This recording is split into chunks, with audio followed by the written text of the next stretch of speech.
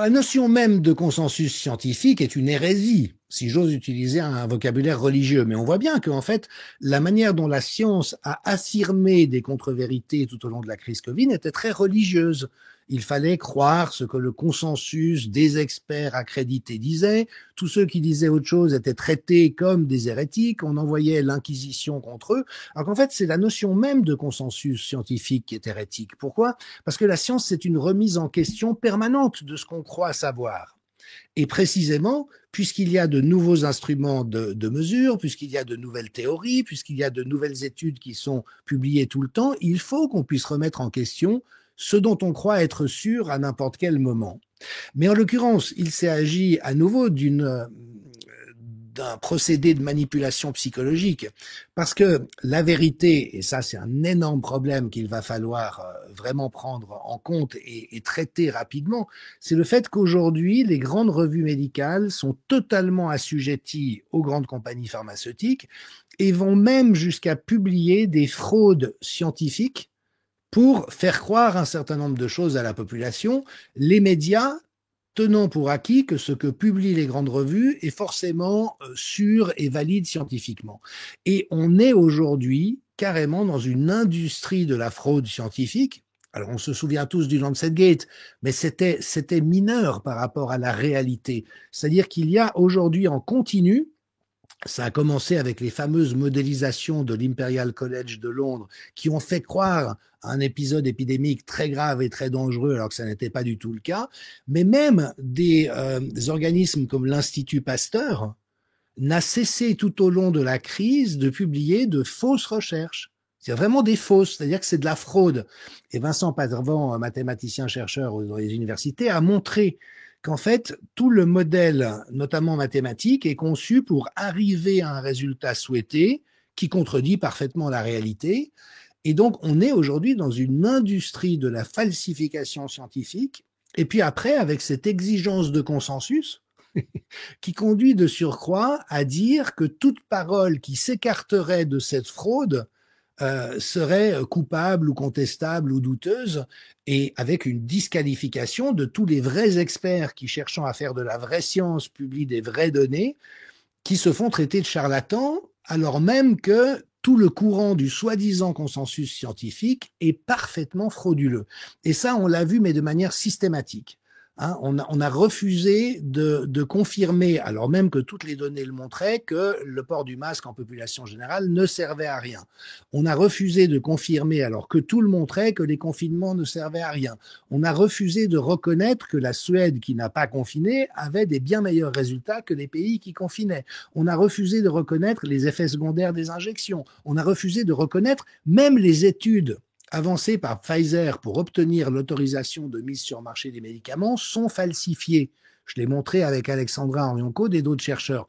Quand on va regarder dans les annexes des études, eh bien, on voit qu'il y a eu du traficage de données ou, par exemple, dans l'étude à 6 mois, mais qui en réalité est à 3 mois, qu'il y a plus de décès chez les injectés que chez les non-injectés, ce qui normalement doit faire arrêter l'expérimentation immédiatement.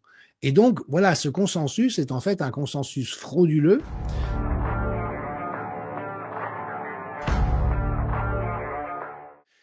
Ce que la plupart des gens ignorent, c'est que la médecine n'est pas une science. Et c'est pas une attaque que de le dire. Hein. De nouveau, tous les philosophes des sciences le reconnaissent. Pourquoi? Parce que la médecine est une pratique.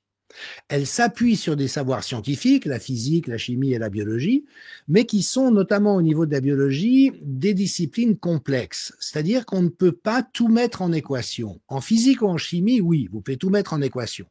Et par exemple, si vous faites une expérience de laboratoire avec tel atome, telle molécule, dans telle condition, vous êtes sûr du résultat que vous allez obtenir. En biologie et en médecine, on n'est jamais sûr. On peut faire des observations statistiques. Par exemple, observer que certains antibiotiques donnés à un grand groupe de personnes pour traiter le bacille de la peste permet à la plupart des gens de guérir. Oui, on peut faire des observations statistiques, mais sur un destin individuel, un problème de santé individuel, il y a une grande diversité de réactions possibles parce qu'on ne peut pas tout modéliser. Et là, on est aujourd'hui dans quelque chose d'assez compliqué, qui est que la population et les journalistes, qui comprennent à peu près rien à ces réalités, font croire qu'il y a une science médicale alors que ça n'est pas vrai. il y a une pratique médicale qui peut être plus ou moins bonne, qui peut être plus ou moins performante, mais qui doit toujours rester ouverte au fait qu'il y ait de nouvelles informations, parce que, et on l'a vu avec des scandales sanitaires énormes comme la thalidomide, comme la lobotomie, on a cru qu'un traitement était bon parce que à court terme, on avait l'impression qu'il donnait des résultats favorables, mais quand on prend du recul ou qu'on observe l'application sur différentes populations, on voit que c'est pas du tout comme on avait cru au début. Donc, même cette notion de consensus, évidemment, en physique, si vous lâchez un objet plus lourd que l'air, il va tomber. On est d'accord, il n'y a pas d'exception connue à ce jour. Mais en médecine, on est toujours obligé d'être extrêmement prudent et notamment d'éviter ces affirmations péremptoires disant la science a prouvé que, ou pire que tout, il faut croire à la science. On a énormément entendu ça autour de la crise Covid, et ça, c'est juste un contresens absolu. La science, c'est douter, le doute positif, le doute critique, être capable de remettre en question tout ce qu'on croit savoir, parce que c'est comme ça que la connaissance évolue.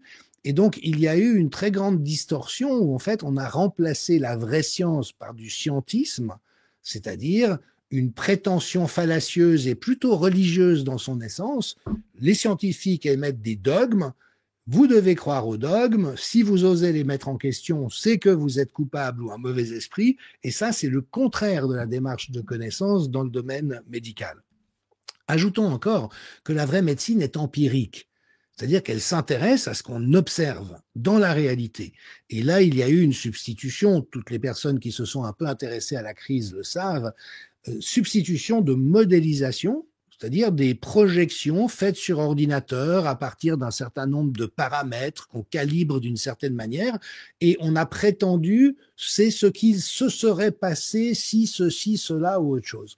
Mais là, alors on est vraiment dans de l'élucubration, c'est-à-dire qu'il y a la seule confirmation qu'on a par rapport à ces modélisations aujourd'hui, c'est qu'elles sont systématiquement fausses. Toutes les récentes utilisations dans des épidémies depuis 2000 l'ont montré, et encore au cours de la crise Covid, elles ont systématiquement été fausses.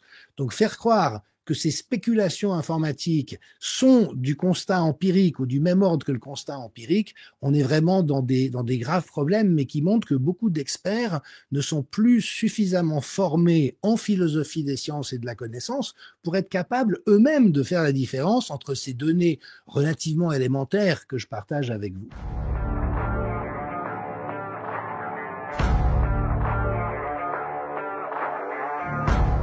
Une des grosses difficultés au cours de la crise Covid, c'est que déjà on a fait croire que rien ne pouvait être fait contre le virus, alors qu'on avait plein de traitements précoces, vraiment beaucoup, hein, il y a plusieurs dizaines de molécules qui se sont avérées par la masse de recherches qui sont sorties avoir un effet protecteur. Donc on aurait très bien pu soigner les gens quasiment sans aucun dommage si les autorités de santé avaient pris ce parti. Mais le fait de mettre en échec tout ça visait à réserver une niche pour ce qu'on a présenté comme étant un vaccin.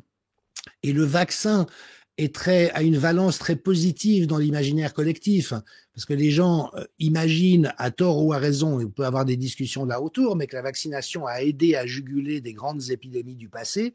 Donc quand vous dites vaccin aux gens, ils sont rassurés, ils ont plutôt envie de se protéger. C'est comme ça qu'ils entendent le mot vaccin, alors qu'en l'occurrence, il s'agissait d'un produit qui n'immunise pas. C'est-à-dire qui ne donne pas de défense face à la maladie. Donc, on ne pouvait en aucun cas prétendre que c'était un vaccin. On a changé les définitions du mot vaccin pour pouvoir malgré tout prétendre que ça en était un.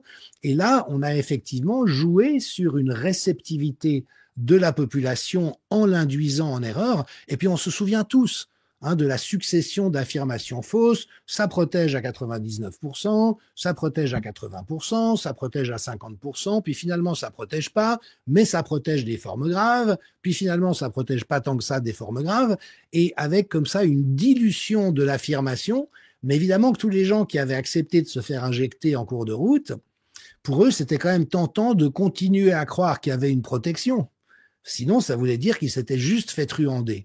Et là, psychologiquement, ça a été compliqué dans la population. Ce que je rappelle, et tout ce que je dis est vérifiable, c'est qu'en janvier 2021, l'ancienne directrice du CDC, donc le centre responsable aux États-Unis, savait que l'injection génique présentée comme un vaccin n'immunisait pas, que ça n'empêchait ni de tomber malade, ni de contaminer les autres. Eh bien, jusqu'à l'été 2021, elle a prétendu dans tous les journaux et sur les chaînes de télé, si vous êtes injecté, vous êtes protégé, vous ne contaminez pas les autres. Donc là, on est dans du mensonge d'État à très très haute dose. Il y a eu une véritable trahison de la confiance de la population par les experts, par les autorités de santé et par les médecins eux-mêmes. C'est-à-dire que tous ces différents groupes ont été instrumentalisés pour devenir au fond des vendeurs, notamment de l'injection génique expérimentale, en leur faisant croire et en leur faisant dire des choses qui étaient fausses ou en tout cas incertaines, notamment sur la sécurité des produits en question, et d'une manière qui est très compliquée, parce qu'évidemment que le citoyen normal, il n'a pas de connaissances médicales ou biologiques ou pharmacologiques, donc il s'en remet à l'autorité du médecin à qui il fait confiance. Et il n'y a rien de plus beau qu'une relation thérapeutique où un patient puisse faire confiance à son médecin. Mais la triste vérité, depuis plusieurs décennies, mais de manière de plus en plus intense, c'est qu'aujourd'hui, les médecins sont eux-mêmes prodigieusement désinformés. Je rappelle que les médecins ne sont pas des scientifiques, ce sont des praticiens. Ils ne savent pas lire la science pour la plupart d'entre eux. Le doctorat en médecine n'est pas un doctorat de thèse scientifique. Et donc les médecins sont très dépendants de ce que leur disent les associations de médecins ou l'ordre et les agences comme l'Académie de médecine, la Haute Autorité de santé, l'Agence de sécurité du médicament.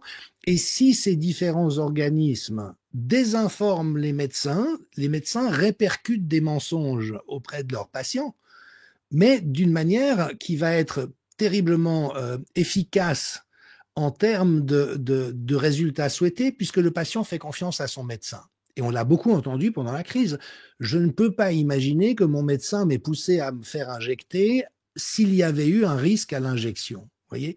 Et là, malheureusement, le système est terriblement défaillant à l'heure actuelle parce que toutes les strates défaillent. L'Agence de sécurité du médicament ou l'Agence européenne du médicament, leur rôle, c'est d'évaluer de manière rigoureuse la sécurité et les bénéfices des médicaments. Ils n'ont absolument pas fait leur travail, de multiples manières. Ils n'ont fait que mettre un sceau sur des études frauduleuses produites par l'industrie pharmaceutique. Et le résultat, c'est qu'aujourd'hui, écoutez bien, la mauvaise prescription de médicaments est devenue la première cause de mortalité en Occident, devant les cancers, devant les maladies cardiovasculaires. Et je ne parle pas d'effets secondaires très rares qui peuvent exister, un choc anaphylactique sur un médicament. Non, je parle de la conséquence de la manière dont aujourd'hui la médecine prescrit des molécules qui ont toujours des effets secondaires à la population en faisant croire que c'est anodin et en abusant de la confiance des gens. Donc, de nouveau, ce n'est pas moi qui le dis, ce sont les experts les plus compétents. On a énormément de recherches, même dans la littérature scientifique, qui le montrent. Donc, ce dont il s'agit, c'est que les autorités cessent de se cacher les yeux, que les sociétés médicales et les médecins cessent d'être les complices de ce que je décris, mais aussi que les patients s'outillent de sorte à savoir que ce que me dit mon médecin, même s'il est bienveillant et qu'il a l'air de bonne foi, n'est pas forcément vrai, parce que lui-même est désinformé par l'entier du système. Et d'ailleurs, dans ce fameux chantier de recherche de Harvard sur l'éthique et la corruption institutionnelle, ce qu'ils ont montré, c'est qu'il y a une propagande adressée aux médecins pour leur permettre de croire qu'ils sont sincères et intègres, alors même qu'ils participent à la corruption systémique. Donc, il faut savoir qu'il y a des manipulations psychologiques adressées aussi à votre médecin, qui fait que même si vous avez confiance en lui et qu'il a l'air sincère, peut-être qu'il est en train, sans le savoir, de vous induire en erreur d'une manière qui peut avoir des conséquences dommageables sur votre santé. D'où l'importance de se renseigner, de demander plusieurs avis, et puis aussi de vous adresser à des collectifs de médecins qui sont capables d'avoir un regard critique. Il ne s'agit évidemment pas de rejeter la biomédecine en bloc. Elle a plein de pouvoirs d'agir somptueux et Dieu merci que nous puissions bénéficier de ce qu'elle est capable de nous donner. Mais en même temps, c'est plutôt cette adhésion aveugle. Parce que mon médecin le dit et les autorités ont validé un traitement, c'est forcément bon pour moi. Aujourd'hui, c'est simplement faux dans un très grand nombre de cas et c'est à nous de reprendre la responsabilité de nous protéger face à cette dérive.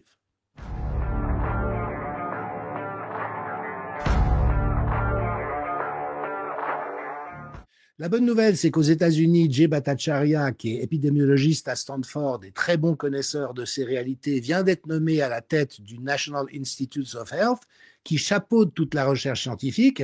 Robert Kennedy Jr., qui devient ministre de la Santé, est aussi parfaitement au courant de cette industrie de la fraude. Vraiment, on ne peut pas l'appeler autrement. Donc, il faut espérer qu'ils aient les moyens de faire un sacré ménage. Parce que là, on est dans quelque chose, effectivement, de criminel et de mafieux dans son essence, avec la participation des chercheurs. Pourquoi? Parce que si vous osez contester le consensus, votre carrière est finie. Donc, on a basculé dans un système totalitaire qui est le contraire de la science et de la démocratie. Et oui, il faut vraiment nous retrousser les manches pour mettre un terme à cette abomination.